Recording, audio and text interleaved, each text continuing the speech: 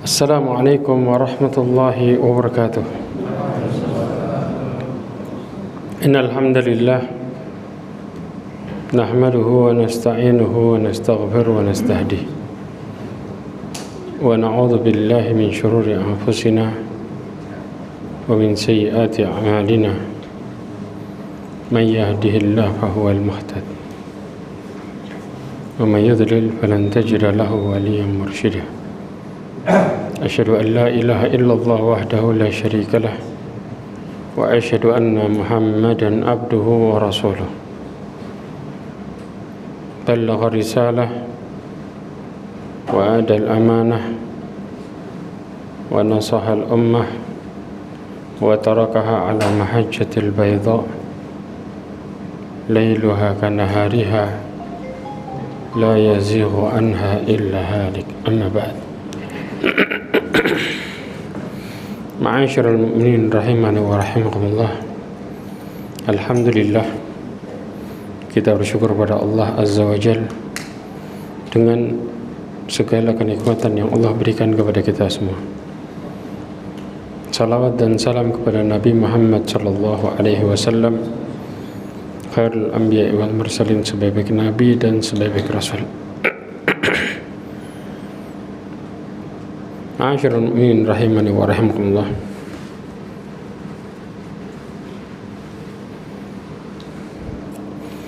Kita lanjutkan pembahasan kita lagi.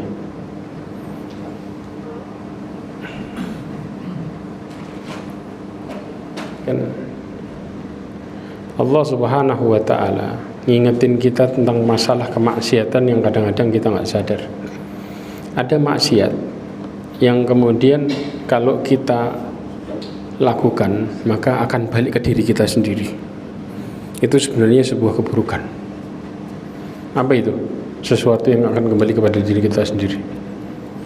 Perhatikan masalah ini baik-baik. Tidak boleh di antara kita itu meremehkan kemaksiatan, bahkan sampai menjelek-menjelekkan saudara kita yang bermaksiat. Kalau sampai kita menjelekkan orang yang bermaksiat, maka sifat itu akan kembali ke dirinya sendiri. Allah akan uji dengan kemaksiatan yang sama pasti suatu saat nanti. Jadi semua maksiat yang kita jelekkan, ya, fulan ini orangnya naudzubillah gini. Kenapa? Gara-gara dia melakukan ini dan itu. Nah, ketika kita membicarakan dengan cara yang seperti ini, maka kalau Allah akan uji kita dengan kemaksiatan yang sama. Disebutkan di dalam hadis, walaupun hadis ini ya Imam Albani mengatakan bahwa hadis ini adalah maudhu', tapi Imam Ahmad mengatakan hadis ini maknanya benar sebenarnya. Dikatakan man ayyara akhahu bidambin lam yamut hatta ya'malah. Barang siapa yang menjelek-menjelekan saudaranya karena suatu dosa, maka tidak akan mati kecuali mengamalkan dosa tersebut. Ya, sebelum kita bahas ke pembahasan berikutnya yang dimana bahwa maksiat itu mendatangkan kesialan, keburukan.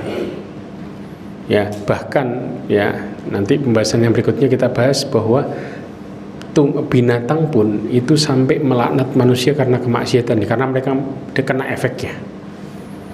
Ya, Al-Imam Ibnu Qayyim Al-Jauzi mengatakan wa kullu ma'siyatin uyrat biha akhaka fahiya ilaika yahtamilu ayyurida bihi annaha sa'irah ilaika wa la budda an ta'malaha. Setiap maksiat yang jelek-jelekan ya terhadap saudaramu, maka ia akan kembali pada dirimu sendiri. Engkau bisa pastikan bahwa engkau akan melakukan dosa yang sama. Hati-hati perkara ini. Ya. Kenapa ya ikhwah? Hadis ini menunjukkan karena jelek-jelekin kemaksiatan dan merasa dirinya baik, ini merupakan sebuah kesombongan. Ini yang titik yang berbahaya. Jadi melihat orang buruk dengan kemaksiatannya dan dia mulai merasa bahwa dirinya jauh lebih baik, itu akan mendatangkan keburukan buat dirinya sendiri. Karena Allah Subhanahu wa ta'ala benci, dan dosa yang pertama kali Allah dimaksiatin dengannya karena ngerasa orang itu jauh lebih baik daripada yang lainnya. Siapa yang melakukan ini pertama kali? Iblis. Iblis mengatakan qala ana khairum minhu. Iblis tidak mengatakan bahwa Nabi Adam itu buruk, enggak. Iblis mengatakan saya lebih baik dari dia. Ada enggak statement Iblis mengatakan Nabi Adam buruk? Enggak ada statement itu. Tapi mengatakan lebih baik. Paham?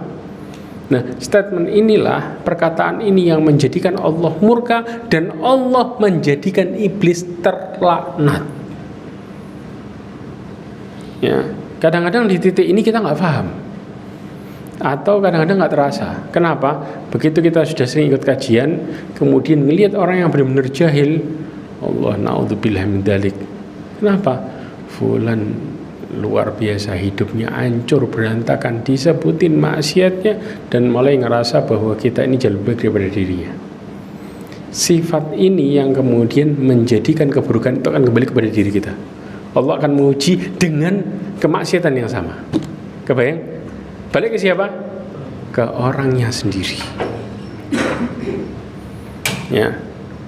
Makanya ya, juga dikatakan merasa diri lebih bersih, sedangkan mengingkari kemungkaran dilakukan lillahi ta'ala, ikhlas karena Allah, bukan karena sombong. Ketika antum melihat keburukan, maka harusnya berlindung kepada Allah Azza wa Jalla. Kita mengatakan apa? Alhamdulillahilladzi afani mimma ibtalahu bihi wa faddalani ala katsirin mimman khalaqa tafdhila. Alhamdulillahilladzi afani, alhamdulillah Allah yang menyelamatkanku dari apa yang diuji kepadanya. Harusnya kita berlindung kepada Allah Azza wa Jalla. Ini sikap yang benar. Ya. Kita meminta kepada Allah keselamatan harusnya, bukan mengatakan justru menjelek-jelekan sesuatu dan kita merasa jauh lebih baik darinya. Karena mengingkari kemungkaran bukan dengan merasa jauh lebih baik, tetapi berlindung kepada Allah. Karena ingat, yang bisa menghindarkan kita dari keburukan hanyalah Allah, bukan diri kita yang baik. Jangan pernah merasa diri kita ini baik. Kalau Allah nggak ngelindungin kita, nggak akan pernah bisa terhindar dari keburukan yang sama. Ini yang dimaksud ya ikhwah. Dan ini yang banyak orang lalai dan masuk ke dalamnya. Kemudian kemaksiatan dan keburukan, ketika Allah Subhanahu wa taala mendetailkan hisab seorang hamba, maka mereka akan melihat keburukannya sekecil apapun. Ya, Allah katakan dalam surat Al-Imran ayat 30, yauma tajidu kullu nafsin ma 'amilat min khairin muhdhar wa ma 'amilat min su'in tawaddu law anna bainaha wa bainahu 'amadan ba'ida.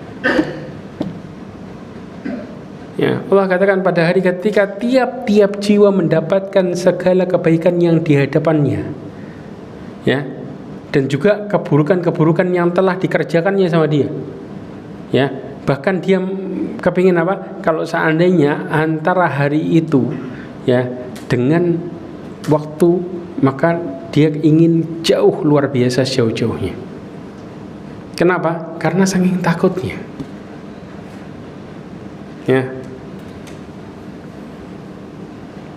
Allah SWT memperingatkan terhadap siksaan, makanya dia kepingin terhadap keburukannya jauh. Imam Ibnu Katsir mengatakan pada hari kiamat nanti dihadapkan setiap orang dengan semua perbuatannya, baik yang baik ataupun yang buruk. Makanya Allah mengatakan yunabba'ul insanu yauma idzin bima qaddama wa akhar. Setiap manusia akan diberitahu dengan apa yang telah mereka kerjakan dan yang apa mereka lalaikan. Yang dikerjakan ini berupa apa? Maksudnya dikerjakan amal saleh. Yang dilalaikan berupa kemaksiatan.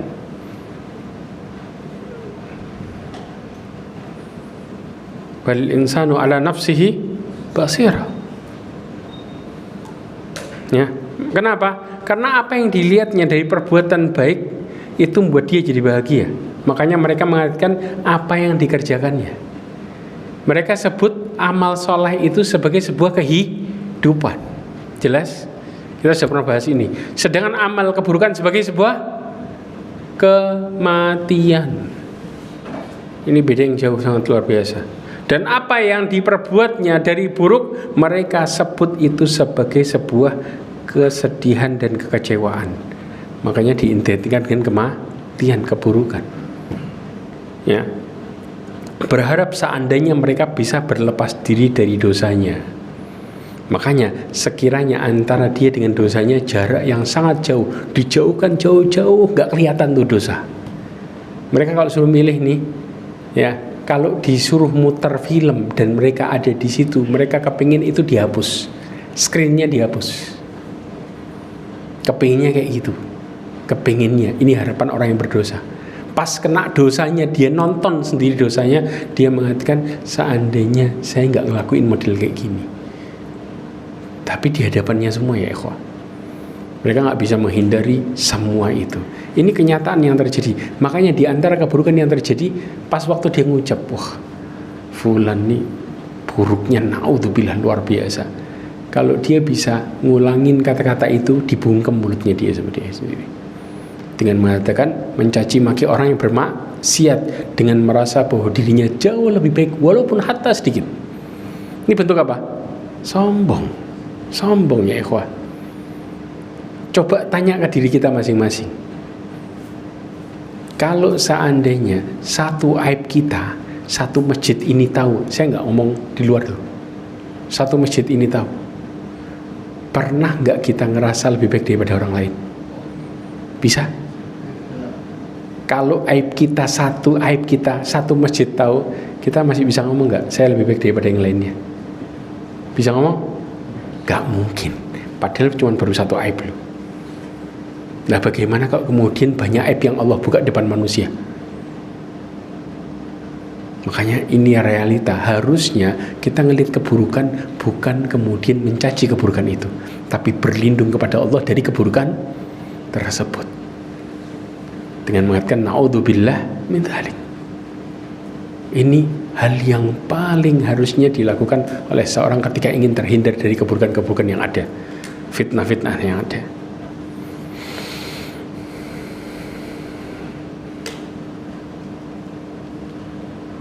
Bahkan Allah mengatakan dalam surat Az-Zukhruf, yang mereka harapkan ya antara kemaksiatan dengan dirinya, mereka mengatakan apa? Ya laita baini wa bainaka bu'dal masyriqain. Kata mereka, seandainya jarak antara diriku dengan kamu yang dimaksud apa? Maksiat, ya, yaitu antara timur sama barat. Mereka mengatakan fabi sal qarin, setan seburuk-buruk teman. Mereka mengatakan perkara itu, bagaimana penyesalannya luar biasa ya akhwah. Makanya Allah mengatakan apa? Ditutup dengan mengatakan wa yuhaddzirukumullah nafsah. Allah Subhanahu wa taala memperingatkan kalian tentang apa? Siksanya. Kita sudah diingetin sama Allah. Nah, cara bersikap tentang kemaksiatan itu dengan cara berlindung sama Allah. Berlindung dari adab Allah, berlindung dari keburukan kemaksiatan, berlindung dari fitnahnya, berlindung dari dampaknya, semua. Ini cara sikap kita. Maka jangan pernah menjelekkan seseorang ketika melakukan kemaksiatan, karena kita nggak tahu bagaimana akhir hidupnya, dan kita nggak tahu bagaimana akhir hidup kita. Melakukan dengan bijak, dengan cara berlindung kepada Allah dari keburukan tersebut.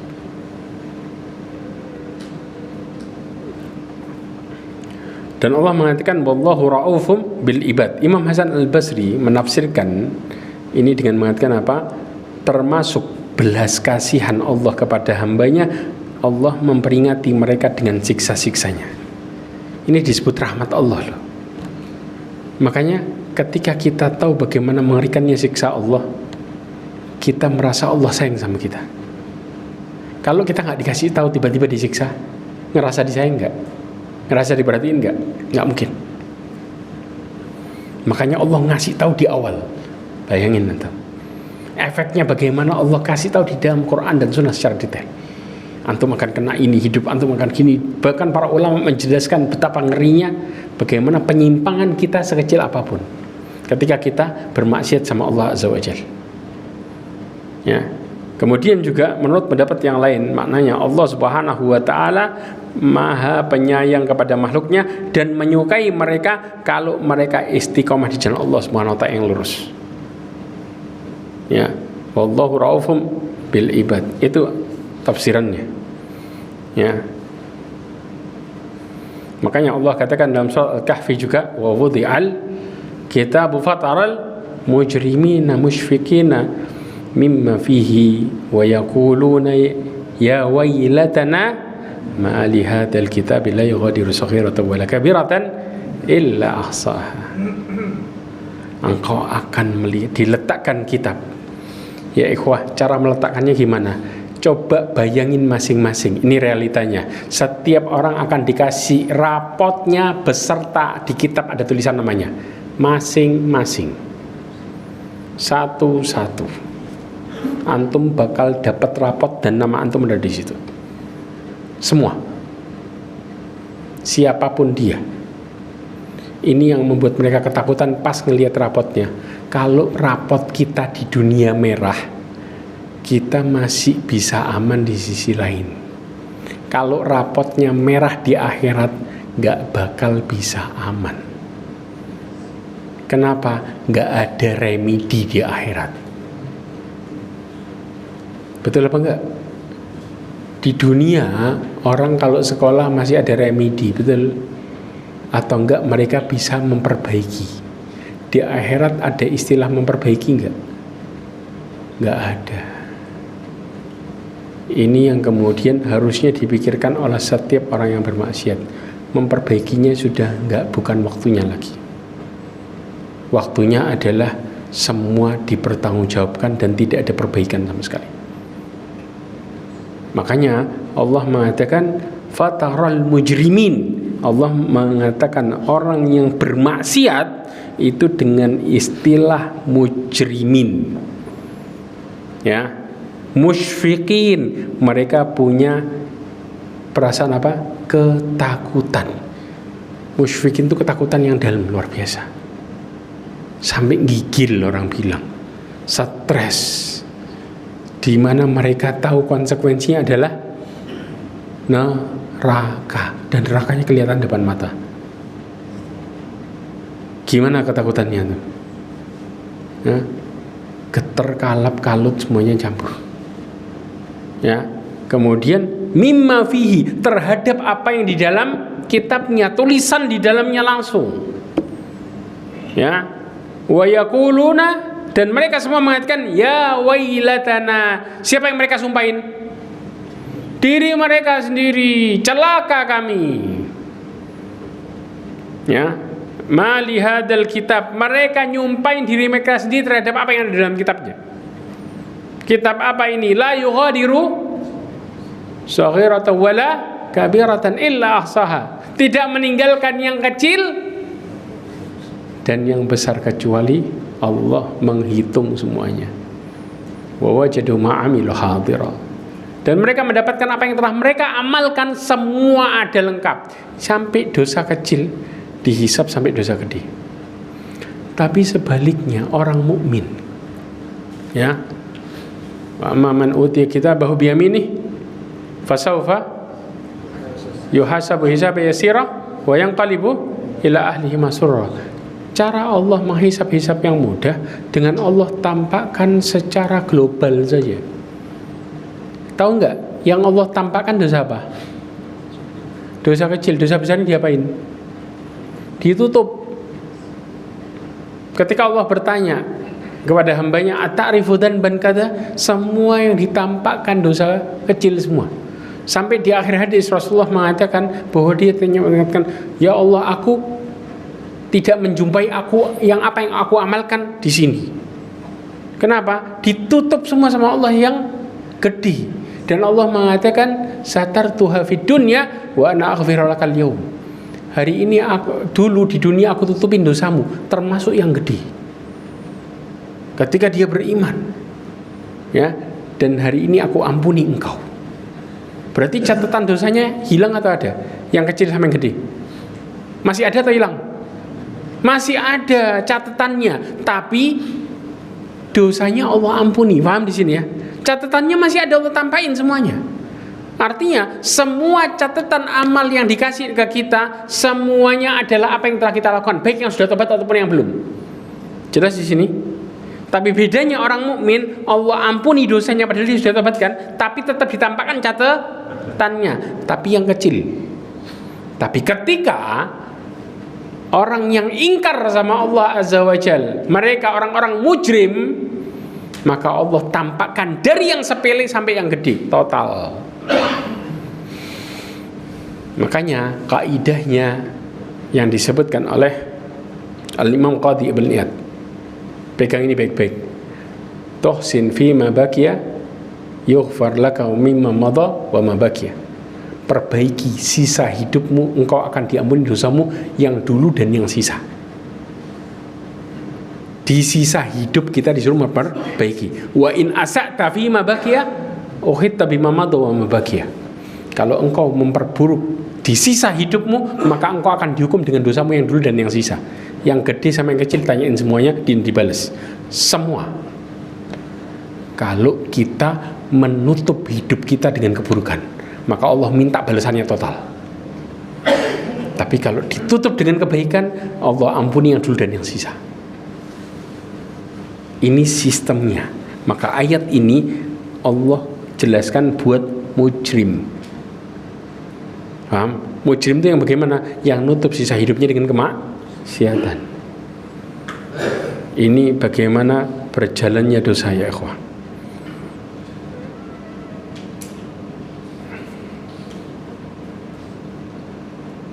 Kemudian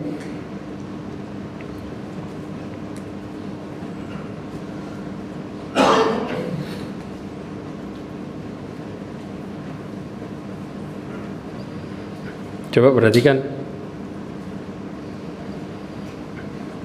kita kadang-kadang tuh berpikir, kenapa orang itu awalnya mulia, akhirnya sengsara? Ada yang tahu jawabannya?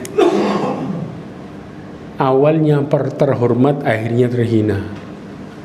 Ada yang tahu jawabannya? Nah, itu keadilan Allah. Allah nunda balasan bagi pelaku kemaksiatan yang gak bertobat. Nunda balasan. Saya jelasin dulu.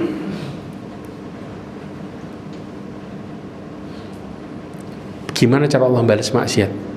Maka jangan pernah bangga dan merasa aman. Oh, katanya maksiat itu bahaya, mana? Anaknya aman-aman aja. Hehe.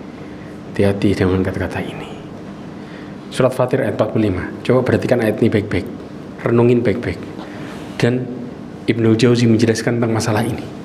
Allah katakan, walau yu'akhidullahu nasa bima kasabu ma taraka ala dhahriha min dabbah. Ya, kalau seandainya Allah Subhanahu wa taala menghukum manusia disebabkan apa yang mereka perbuat langsung, maka Allah tidak akan pernah meninggalkan di atas muka bumi sesuatu pun yang berjalan. Semuanya binasa.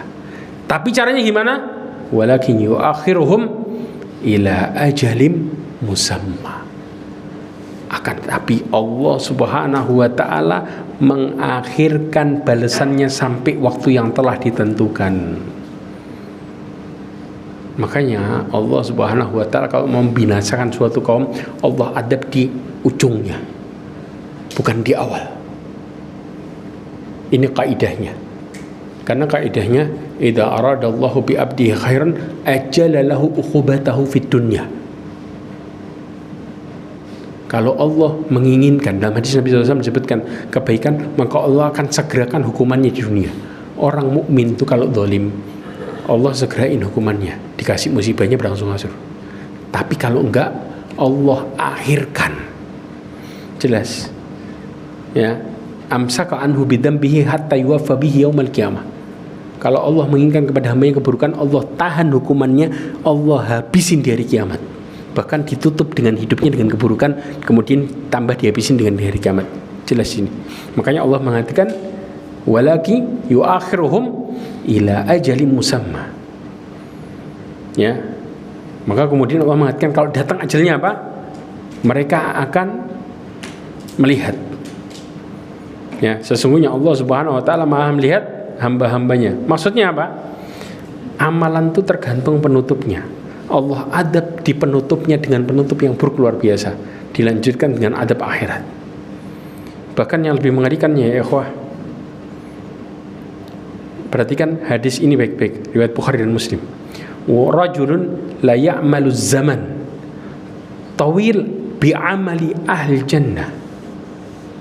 Seseorang melakukan ya dengan amal penghuni surga di waktu yang lama, thumma yuhtimalahu amalahu bi'amali ahli nar, kemudian Allah tutup amalnya dengan amal ahli neraka. Kenapa? Di awal melakukan amal, orang-orang ngelihatnya dia orang soleh, betul nggak? Padahal di hatinya Allah mensaksikan ini orang buruk. Karena amalnya bukan untuk Allah. Kelihatan nggak orang amalnya buat Allah sama nggak? Nah, orang taunya casingnya kan. Tapi Allah tampakkan asli orang ini ditutupnya.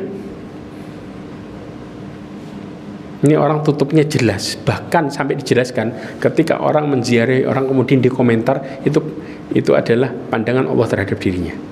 Dikomentari fulan nih kurang ini, fulan gini. Naudzubillah min dzalik. Hati-hati. Hati-hati ya ikhwah.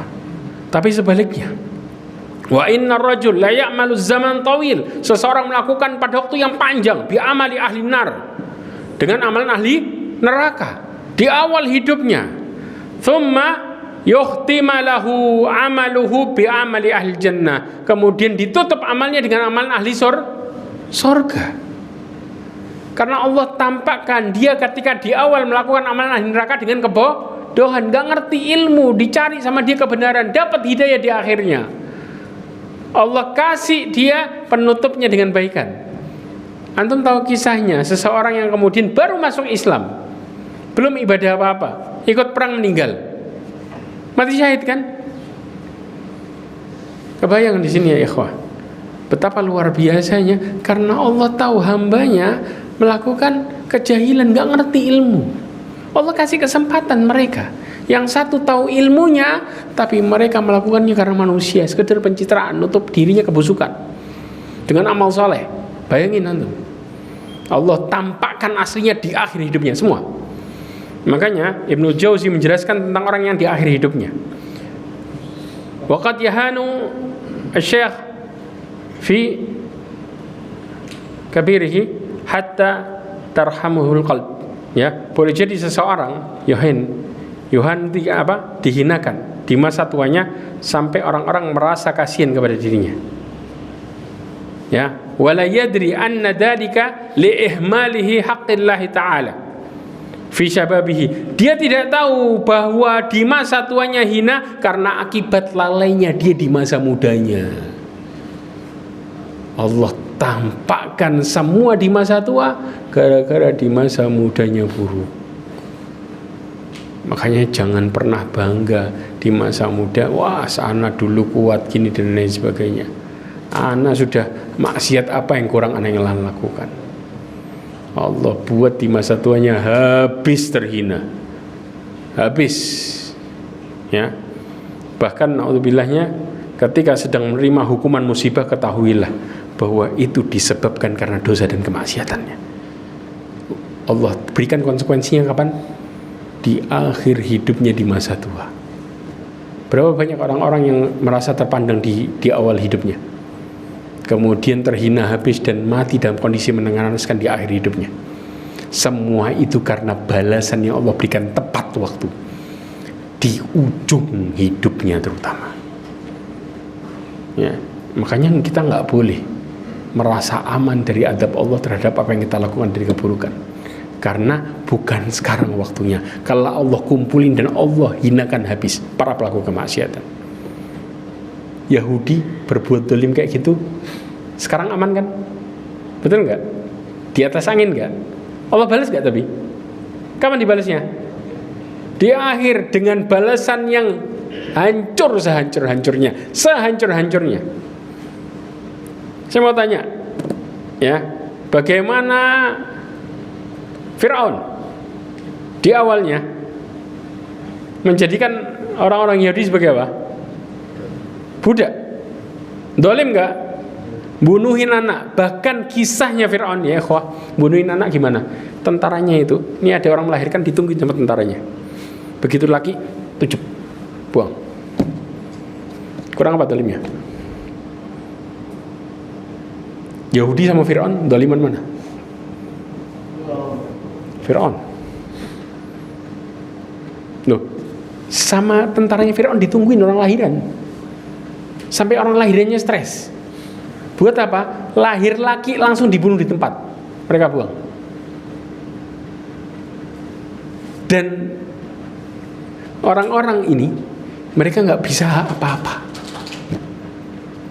Kebayang nggak? Di saat itu mereka berharap apa sama Allah? Berharap dientaskan nggak? Tapi bagaimana terakhirnya? Terakhirnya Fir'aun ketika Allah sampai mengatakan apa? Kalau dia ngucapin, kalau dia taubat, Allah terima langsung. Ya enggak? Di dalam air. Kemudian sampai malaikat Jibril nyumpel dia dengan tanah ke mulutnya. Dan Allah izinkan. Bagaimana buruknya dia. Allah tutup dengan keburukan yang dahsyat. Bahkan Allah jadikan contoh. Allah buat. Jadi saking ketakutannya Bani Israel pada waktu itu sampai apa? Nungguin kalau mayatnya Fir'aun gak muncul, mereka masih gak tenang. Takut Fir'aunnya masih hidup. Begitu matnya dimunculin sama Allah, ngambang, baru mereka sadar Fir'aun benar-benar mati. Saking dolimnya luar biasa. Allah mengatakan apa? Yudabbihuna abna'ahum wa yastahyuna nisa'ahum. Kurang apa dolimnya? Tapi Allah akhirkan dan Allah pastikan bagaimana di akhirnya su'ul khotimah. Bahkan Allah katakan Fir'aun itu diperlihatkan adabnya di neraka siang malam di kuburnya. Siang malam diperlihatkan beserta tentaranya semuanya. Makanya jangan heran kalau orang dolim aman di awal. Caranya Allah memberikan keadilan, mereka dikasih kenikmatan dulu di dunia supaya nggak ada balasan lagi di akhirat. Jelas dibalas habis sama Allah, dikasih dulu enak. Makanya dikatakan adunya sijnul mu'min wa jannatul kafir. Ini yang terjadi sekarang ya ikhwah. Ya, jangan kemudian pernah merasa bahwa sesungguhnya kenapa orang dolim kok hidupnya kok enak. Kalau antum jadi mereka, tahu konsekuensinya, wallahi nggak bakal antum mau dengan mengatakan itu. Karena Allah Maha Adil, Allah berikan mereka hidupnya dulu yang disebut enak di masa tertentu, yaitu dunia. Dan Allah kasih kita di mana? Di akhirat, nikmat yang hakiki, yaitu surga. Ma la ainun ra'at wala udhunun sami'at wala khatara ala qalbil bashar. Mata nggak pernah lihat, telinga nggak pernah dengar, dan nggak pernah terbesit di hati manusia. Sebesar apapun yang kita angan-angankan, surga jauh lebih indah daripada angan-angan kita. Itu realitanya. Makanya orang mukmin disuruh untuk sabar, minta sama Allah, baru kita bisa menghadapi masalah itu dengan bahagia. Perhatikan ayat ini baik-baik ya ikhwan. Allah Subhanahu wa ta'ala mengatakan, jadi buat menghadapi masalah sebesar apapun pakai amal soleh. Allah katakan, wa may ya'mal minas salihati wa huwa mu'minun fala yakhafu dzulman wala hadma. Allah mengatakan apa? Barang siapa yang melakukan amal soleh sedangkan dia dalam keadaan mukmin, maka dia tidak akan pernah khawatir terhadap sesuatu yang tidak adil, juga sesuatu yang akan mengurangi haknya. Nggak akan pernah khawatir. Kenapa? Karena Allah buat mereka bahagia walaupun ditimpa keburukan sekalipun. Nggak bakal bingung hatinya. Kuncinya buat nggak bingung apa? Amal soleh. Tapi begitu kita jauh dari amal soleh, sesaat aja kita jauh dari Allah, maka Allah buat kita khawatir dan bingung dengan apa yang kita lakukan, walaupun kita ngerasa benar. Paham? Ngerasa di atas angin. Tahu di atas angin? Kita dolim ngerasa, nggak ada yang berani sama ana, tapi Allah buat hatinya sumpah dan ketakutan. Memangnya orang Yahudi nggak takut hidupnya? Sampai dikisahin, digambarin, ya, bagaimana orang Yahudi ngadepin tikus satu. Ada videonya, satu rombongan ngelihat tikus ngejar dirinya, rombongan itu pada ketakutan minggir semua, padahal yang dikejar tikus satu biji. Itu rasa takut dan kekhawatirannya sampai di titik kayak gitu. Antum sama kita sama tikus gedean mana? Orang nggak bakal ngomong gedean tikus, betul nggak? Tetapi kalau orang dibuat takut sama Allah, sampai sama makhluk kecil mereka ketakutan. Ini realita yang Allah gambarkan. Paham di sini? Kemudian ya ikhwah, masuk ke penjelasan baru, yaitu syu'mud dunub. Ya, apa itu? Syu'um dunub itu kalau kita bilang secara bahasa kesialan dosa. Bagaimana kesialan ini? Wa minha anna ghairahu minan nas wad dawab ya'udu alaihi syu'um dunub. Yang terkena dampak kemaksiatan selain pelaku kemaksiatan itu sendiri, ya, dan juga siapa? Hewan kena. Tahu kenanya di mana? Nggak hujan nih, makanya hewan nggak tersiksa. Tersiksa nggak kira-kira? Tersiksa.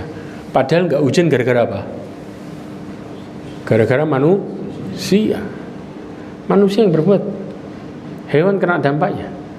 Makanya yang kena dampaknya adalah seluruh makhluk di bumi, gara-gara kemaksiatan ya ikhwah. Ya. Kemudian fayahtariku huwa wa ghairuhu bi syu'umid dunub wad dhulm. Akhirnya apa? Terbakar, ya, oleh kesialan dia dan yang lainnya dengan kesialan dosa dan juga apa? Qadzaliman. Bahkan Abu Hurairah pernah mengatakan, inna hubara la tamuta fi waqriha min dhulmin min dhulmid dhalim. Dikatakan burung hubara, ya, yang panjang lehernya itu, ya, bisa mati, ya, di dalam sangkarnya disebabkan kedzaliman orang yang zalim. Burung bisa mati gara-gara apa? Antum tahu perubahan iklim dan lain sebagainya. Semua gara-gara apa? Maksiat. Ya, Allah katakan apa? Walau anna ahlul qura amanu wattaqau la fatahna alaihim barakatim minas sama'i wal ard. Yang disebut dari langit apa? Hujan. Kalau sudah hujan, subhanallah, suasananya semua kena nikmat. Walakin kadzabu, akan tapi mereka apa? Mendustakan. Fa akhadnahum bima kanu yaksibun. Allah justru ngadab mereka.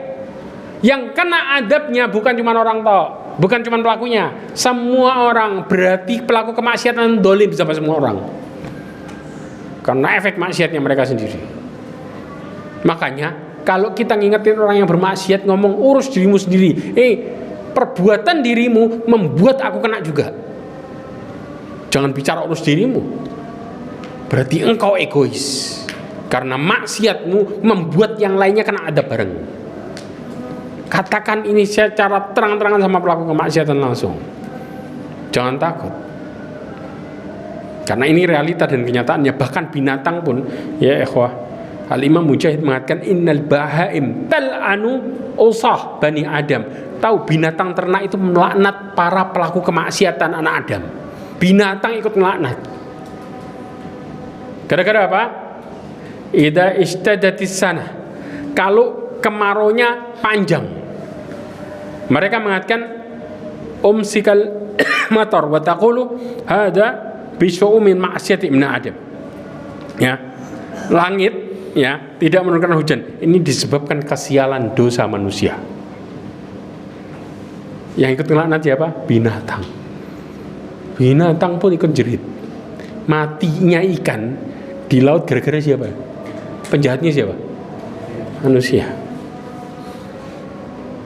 Berarti kita maksiat ini, ya, yang kena dampaknya sama dengan kita jahat sama banyak orang. Kelihatannya diri kita yang kita dolimi, tapi banyak orang yang kita dolimi. Karena Allah murka membuat semua jadi kacau dan kena. Ini realita yang terjadi. Makanya orang-orang yang mengatakan hak asasi manusia, ketika mereka bermaksiat gak ada asasinya sama sekali itu. Kenapa? Ini memperburuk semua kondisi. Semua tatanan berantakan gara-gara kemaksiatan, dan pelakunya merasa bahwa mereka harus dibebasin dan tidak boleh diganggu gugat. Naudzubillah min dzalik. Ini namanya kejahatan dunia ya. Bahkan Ikrimah mengatakan ad-dawa bil ardi wa hawamuha hatta khana fish wa aqarib. Binatang yang berbisa pun juga sama. Yaqulu muni'nal qatra bidunubi bani Adam. Ikrimah mengatakan binatang melata, serangga, sampai kumbang sama kalajengking itu bisa mengatakan apa? Kami terhalang dari hujan, tetesan hujan, gara-gara kesialan dosa manusia. Gara-gara apa? Dosa anak Adam. Saya tutup dengan ini. Nanti kita bahas yang ini selanjutnya. Ma'asyiral mu'minin rahimani wa rahimakumullah. Di antara yang menyebabkan langit gak mau hujan gara-gara apa? Gara-gara apa? Gara-gara manusia maksiat dalam bentuk pelit terhadap haknya Allah Azza wa Jalla. Ya.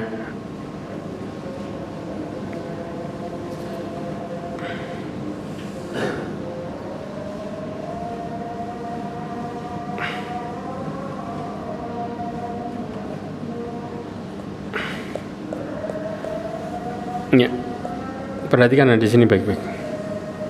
Rasulullah Shallallahu Alaihi Wasallam bersabda dalam hadisnya yang diriwayatkan oleh Al-Imam Ibnu Majah dan yang lainnya, dikatakan walam yamna'u zakata amwalihim illa muni'a qatran minas sama'. Ini garis besarnya penyebabnya. Dan tidaklah orang-orang menahan zakat harta mereka. Siapa yang berulah di sini? Terutama siapa yang kena zakat? Orang muslim sendiri yang zalim. Kecuali Allah akan nahan tetesan hujan dari langit. Jelas? Sampai dikatakan walaulal bahaim lam yumtiru. Seandainya bukan karena hewan ternak, manusia nggak akan diberikan hujan. Makanya yang dibuat paceklik adalah kota yang nggak ada binatang ternaknya. Yang ada binatang ternaknya biasanya hujan duluan. Betul? Itu ngasih hujannya bukan manusia, tapi yang dikasih apa? Hewan. Buat hewan aslinya. Saking dolimnya orang coba. Gara-gara nahan zakat. Zakat itu yang wajib. Dan ini gak sadar. Kita kalau gak belajar zakat dengan benar, kita gak tahu kalau itu zakat harusnya kita keluar. Kita kan taunya zakat mal dikeluarin Ramadan kan. Betul apa enggak? Ini benar apa salah? Betul apa salah? Salah besar. Antum yang ngeluarin zakat Ramadan, zakat mal di Ramadan itu salah besar. Kenapa? Zakat mal itu saya jelasin secara dikit. Ya, zakat mal itu dihitung dari mencapai nisab dulu. Nisabnya berapa? 85 gram emas. Paham? Contoh, antum capai nisab di tanggal berapa? Hitungannya hijriah. Contoh nyampe nisab tanggal 1 Muharram. Paham? Nah, antum mencapai nisab tanggal 1 Muharram, berarti dari mencapai nisab ini, contoh tahun 1443. Jelas? Maka keluar zakatnya ditunggu sampai 1444. Kalau harta antum tetap mencapai nisab, maka tepas tanggal 1 Muharram 1444 antum harus keluar zakatnya.